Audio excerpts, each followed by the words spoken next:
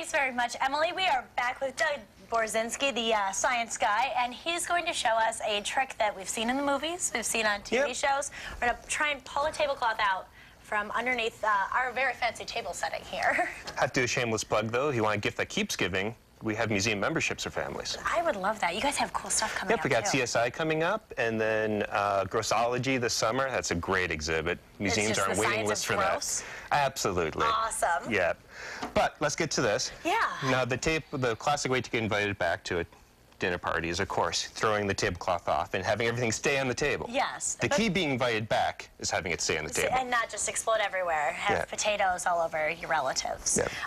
But there are keys to doing this. You can't do it with any normal tablecloth. Well, it does help to have a smooth tablecloth. You also need a tablecloth that doesn't have a hem. Oh, so you want a nice rough edge, or a nice smooth edge right here, right? Okay. Okay, so there's an unfinished hem. And basically, the other thing, too, is an object in motion will stay in motion, the other part of Newton's law. So this is going to try and stay there. What you have to do is you have to pull down. You pull up, guess what happens? It's going to fly, like a parachute. So, want to give it a pull? Just down and fast? Just straight down and fast. Just snap it. I'm really nervous. I'm going to send this flying. Oh! And the jug is still standing. All right, now you're going to do this.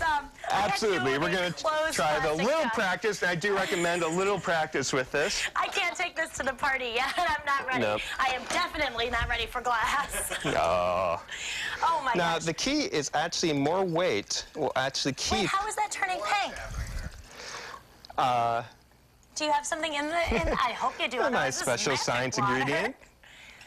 Now, originally we had talked about me trying with these beakers here, and it was decided that it would be much better to do it clear. Oh, my gosh. Hi, let's go a little safety. And you feel confident? You feel very confident? Oh, I feel confident. It's actually one of the things practice makes perfect, but it's still all basic science. We know science behind something. It gets easier. 1, 2.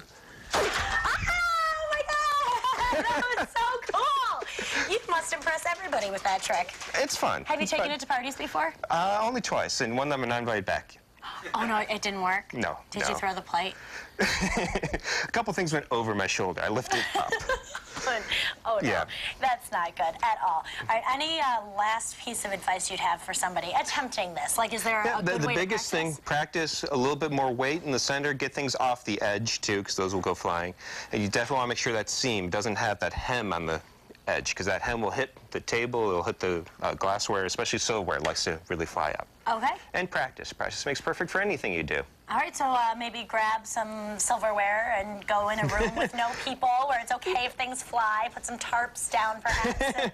And a little weight helps, too. All right, good to remember. Doug, thank you for joining us. My pleasure. Thank you for having me again. Practice this. Maybe I'll get it by the end of the show.